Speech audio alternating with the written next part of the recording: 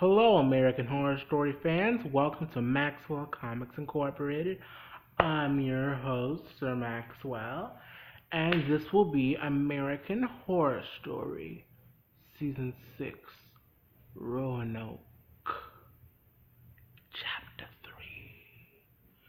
Now, American Horror Story,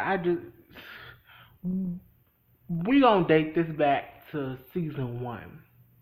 Remember when we first see Billy Dean and Constance and Violet or whatever?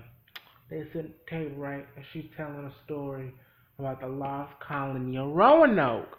And she talks about how the Native Americans, did this ritual and, to banish them, he said the word Croatoan.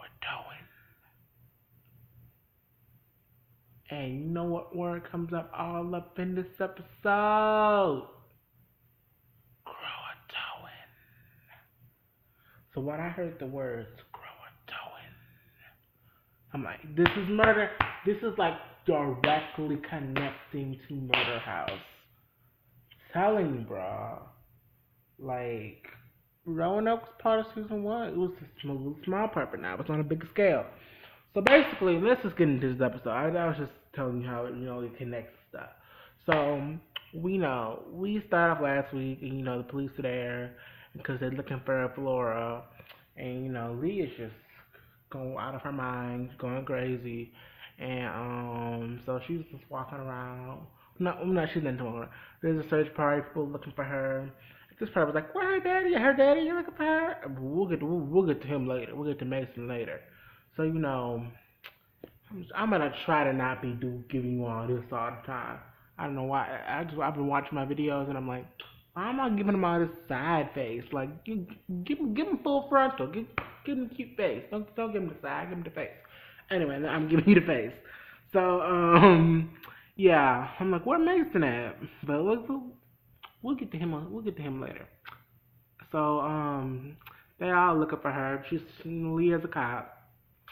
Leah's like, well, they're not gonna find her, she's being really, calm and stuff. She's like being all composed. She knows as a cop, like the chances with every hour is 36 hours cut in half, and then all these percentiles and stuff. And eventually, Lee and Shelby and Matt are all looking in the woods, right? And Lee's like, these cops seem suspicious. They don't really want to do nothing. And I'm like, yeah, I know they think they're crying wolf, but you've seen on more than one occasion that they're not just crying wolf at this point. Like, stuff's going down. Stuff is going down. Y'all know stuff is going. I don't know why they're being skeptical at this point. Matt, you have seen people walk into the house. You've seen the ghost. You remember you saw that thing in the basement where the nurses killed that old lady. What are you talking about? And they being skeptical.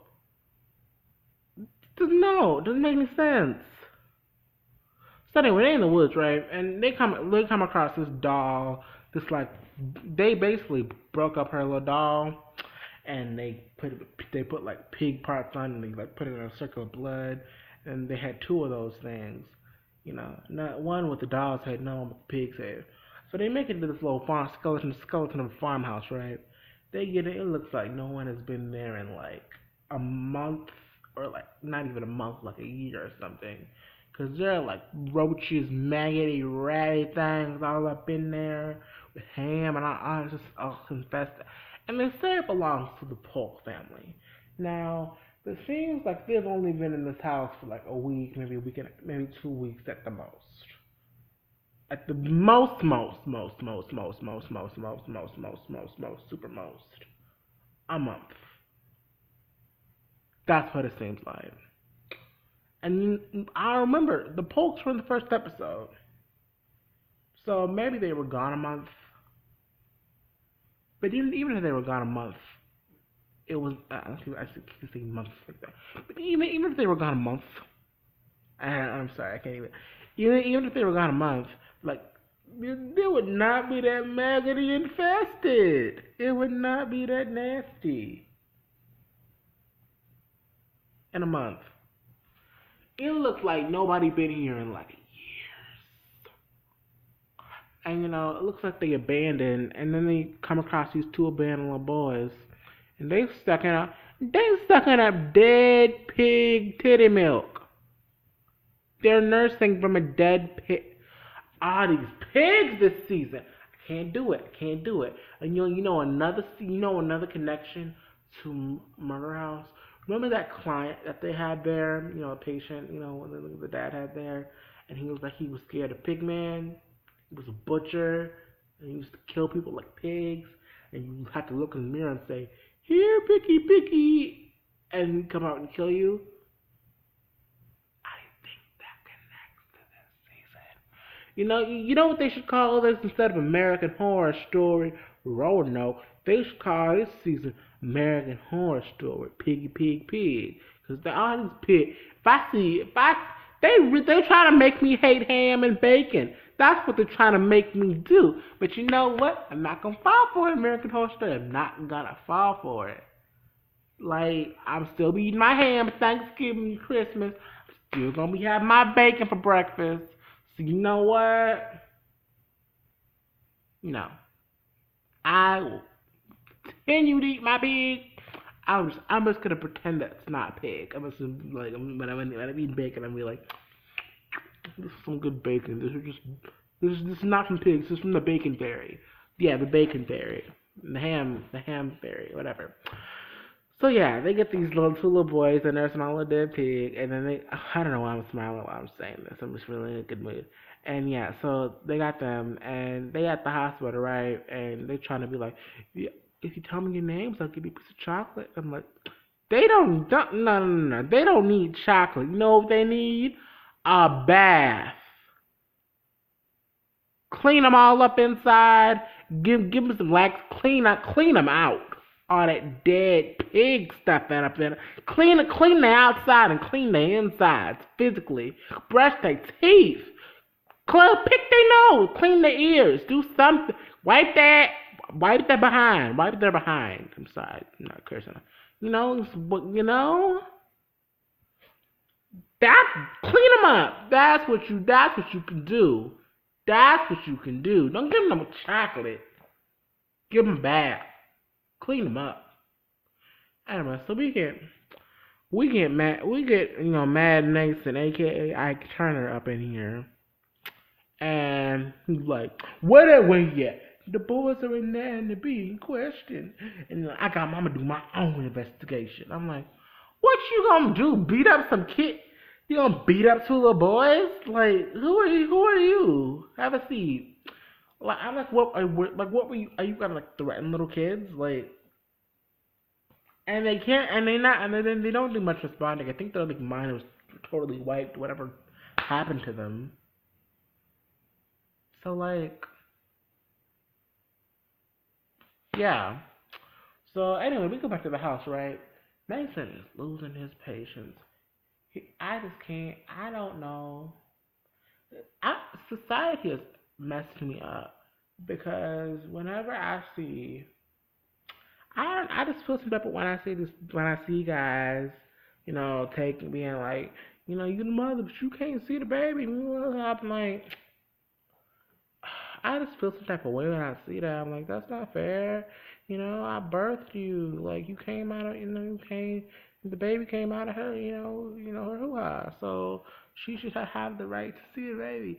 And I know it's a double standard, and I know it's not right, but it's kind of how my brain's wired. It's like, I don't know, yeah. But I just feel some type of way about it.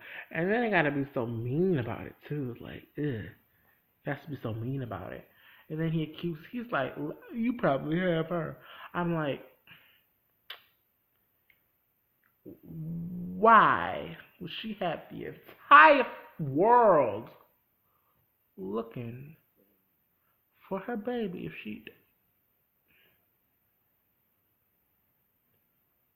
she couldn't have taken the baby because Shelby put her in the other room and she was right there, so whatever. Well, you know what, Mason doesn't know that, so whatever. Okay. So she Mason's like, I'm gonna go tell the police, and she's like, no. And then he pushes her down, and I'm like, no play, no, you got to go, you got to go. I know something's going to happen to you. I'm like, you need to be roasted. Like somebody, I'm thinking like somebody come roast him. Guess what happened? He got roasted. Got roasted, literally. Because they wake up in the middle of the night, right? And Matt's like, we got a call. They found a body. And then, everyone thought, like, oh, they're going to show the little dead girl on television. Turns out, it was this big old churned dead body. And I'm like, that's Mason. And then, like, who was that? And then he give it, and then they show the evidence. This is Mason. And I'm like, Mason. That is sad though. I mean, he was her father. So if they do ever find Flora, like her daddy did. Hmm.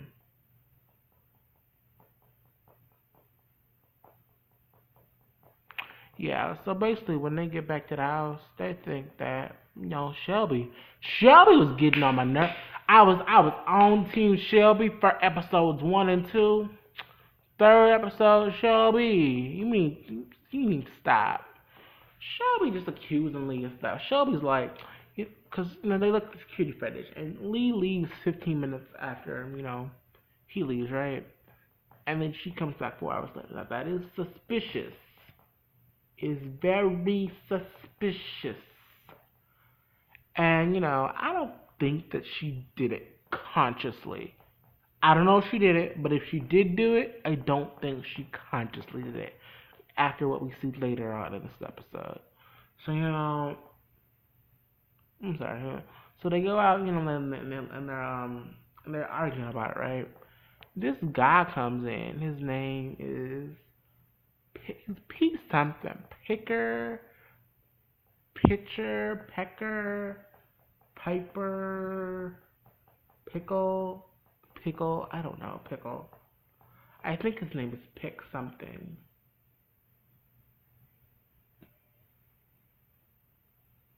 Pick something. I'm gonna Google his name real quick.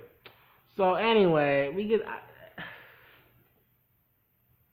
I didn't think of a nickname for him until I figure out his name. I'm gonna give him a nickname.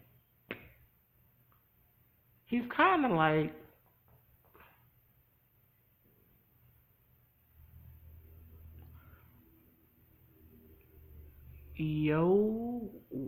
Witch Yoda. Witch, yeah, Yoda. We're just gonna call him Yoda for now. See, this guy walks in. He's like, "Hi, I'm Yoda, and I'm a medium, and I was called here, and I'm from New Orleans." And this is the same actor who was on the Witches Council in Coven, and he's like, "I'm from New Orleans," and I'm like, "Coven side?" I actually think he's the guy from Coven. I legit think that, but might be a different character. Who knows? Anyway, but he's like, I've worked for the FBI. I found many children. I found a lot of children before, and they like, we don't believe you. We don't believe all that. We don't believe all that. And but Shelby Googles him, looks him up. He's like, no, this guy's legit. So they have this seance, right? They have this little thing to contact the spirits because he's like, I can find Flora. And then he earlier he went upstairs and where Flora used to hide and found that bonnet. And he was like, she's with Priscilla. She wasn't taken by the living. She was taken by the dead. And I was like, okay, you were taken by the dead. I get that. But where are you? Like, you're obviously not okay. You're not in a physical place. I don't think she's in a physical place, but she is in a physical place because I feel like the people of Roanoke, they're on another plane of existence, if that makes sense. Like the ghostly plane, the astral world. You know, it's kind of like if you've ever watched if you ever watched the show Charmed, there's like theory that there's like multiple planes of existence. You could be like ghosts exist in a ghostly plane. It's a world parallel to ours, but it's like I don't know. It's not like a multiverse. It's not like multiverse like in comic books. It's like another. plane. It's like this house, right? And if I die, I'm wake up and I'm in this house, but I'm not really in this house. I'm in this house on another plane. It's kind of like empty. There's like no other like. It's like another world, but it's like for the I don't know. It's like another dimension. It's really complicated to explain. Anyway, I think she's on another plane of existence. Basically, I think she's on another plane of existence, basically. So yeah, so they're having a séance, right? And then this butcher lady comes, right? Kathy Bates, and Kathy Bates is Kathy Bates is like, oh, protect this land from you and this and that and trespassers. He's like, no, no. He's like, no, no, no, no, no. He was like, no, boo, you the trespasser. And she's like, you want to bet? She's like, Gabriel card thingy, you will not harm my spirit. She was like, butcher knife, cut that candle right in half. I was like, oh, you go, Kathy Bates. I'm like, she was kind of giving me some Madame Lalaurie teas from Coven. A lot of Coven tie. A lot of the number one it connects. The number one season it connects to is Coven. The second most season that it connects to is Coven. Mainly because Coven is like Coven deals with spirits and people being able to talk to the dead and witches and stuff like that, and there's an element of that. And I think yeah, because it's all connected. Ghosts and witches and vampires and all this other minotaurs and all this other they all exist in this world. Like nothing is off the table. Like they still exist in the same world as Coven, in the same world as a freak show and hotel, murder house, and asylum. They're all one big. They're all in the same world. They're all in the same. They're all just in different times and places. You know. So anyway, so after that, she breaks the windows and leaves. All gone with the wind, fabulous style. And he's like, okay, I can help you get her back. $25,000. I was like, no, no, why would you do that? And of course they're like, you crook, you get out the house. No, and he gets out, but not before Lee pulls a gun on him. I like that, and I'm like, Lee, put the gun down, girl. You ain't gonna put the gun down. So she puts the gun down. He's walking out, and he talks about Emily. And basically, long story short, Emily was Lee's first daughter, and she was like 2 or 3 or 4 or whatever. And Lee went to the grocery store, and she left her in the car. But like it was just 5 minutes, 5 minutes, and she got back to the car. Emily was gone, never saw her again. And I'm like, so you telling me you lost 2 children? You were not a. I'm starting to see what Mason was talking about. You're not a very good mother. I'm saying, gosh, why would you take? I was keep saying, why are you taking a girl to the haunted house? A haunted house, whatever. So he ends up tracking him down and giving him the $25,000, and basically he gets a little history lesson on Roanoke. So we go back to the butcher lady and her backstory and everybody's backstory. And her real name is Thomason. I think that's supposed to be a weird accent on it to make it sound feminine. But basically her name is Thomason. And she's like the spiritual leader of the group, and her husband goes back to England for supplies, and they're kind of running low, and they're kind of starving. And she has her son who played the detective last season. I don't remember his name right now, but her son, and then they got this other guy. And it's basically them, and they basically come to her, put her in this little head contraption thing, and they're like, you are not the leader anymore. We the people, and we don't want you, so you impeach, basically. And she wants her son to like lock the little thing that's on her face. It's kind of like a jail thing. Sorry, I got a flu shot. Anyway, so they got that, and he's basically like, you need to lock the key on your mother. Like the little face lock thing that she was in. He was like, no, that's my mother. I'm not gonna betray her. And then he puts a butcher knife, the same butcher knife that becomes her butcher knife, and it's like, boy, you do it or you die. And he's like, sorry, mama, I want my life. He locks the key and they leave it for dead. And I'm like, dang. So she's running, and eventually she ends up running from this pig thing, and yeah. So she falls and trips and she sees Gaga. I think this is Gaga. If you see Gaga, this is someone who looks a lot like Gaga. But I know Gaga was in this episode with someone else. I don't know. But yeah, it was probably Gaga. It was Gaga. So